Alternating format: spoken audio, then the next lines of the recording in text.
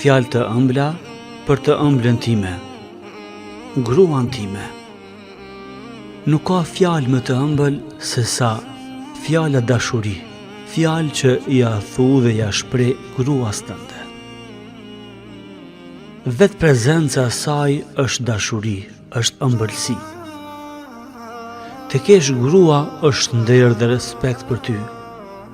Të krijon një personalitet të fortë që i bën ballë shumë sfidave, shumë rrëmujave, shumë gjërave të cilat po të ishe vetëm nuk do të rezistoje dot. Por, së bashku me gruan ti je i fortë. Thuaj fjalë të ëmbla gruas tënde. Gruaja është shtylla kryesore e familjes. Njeriu që me prezencën e saj, po thuajse çdo gjë rregullon. Ajo është e ëmbël në pamje, e ëmbël në shikim, e ëmbël kur flet, e ëmbël edhe kur punët e saj ai bën. Gruaja është çelësi i karrierës së bashkëshortit, është gruaja e mirë. Foli fjalë të mira të ëmbëlës sate, grua sate.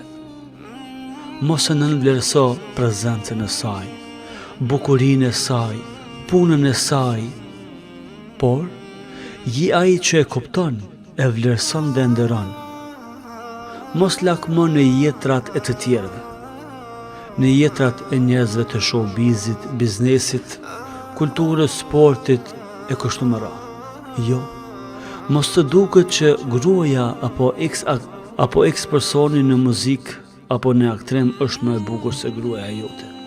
Jo, gruaja jote nuk përdor grim të shtrejt, nuk përdor tesha të shtrejta.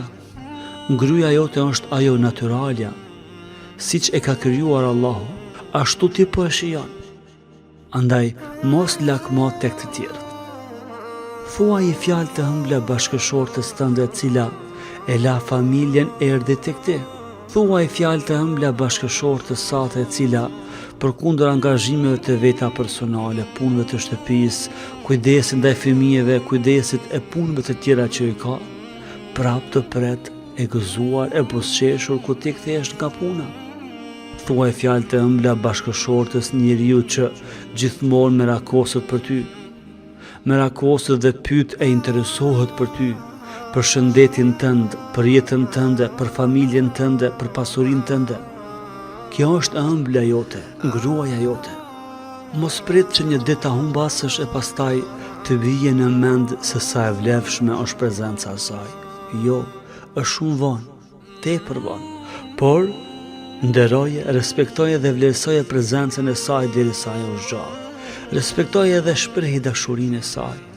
Mundohu kur keni keq kuptime mes veti, të i tejkaloni me dashuri dhe butësi, pse jo edhe me kërkim falje.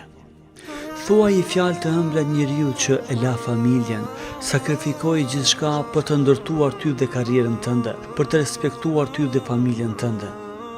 Njeriu që edhe pse mund të jetë sëmurr, edhe pse ndoshta nuk është mirë me shëndet apo me disponim, ajo përsëri kujdeset për ty njëjtë. Njeriu që përkundër sfidave ditore, punëve dhe angazhimeve që i ka, ajo prap ta ruan nderin, pasurinë, fëmijët dhe gjithçka që ti ja le amanet asaj. Pasuria yte është në duart e sigurta, në duart e gruas sate. Andaj thuaj fjalë të mira.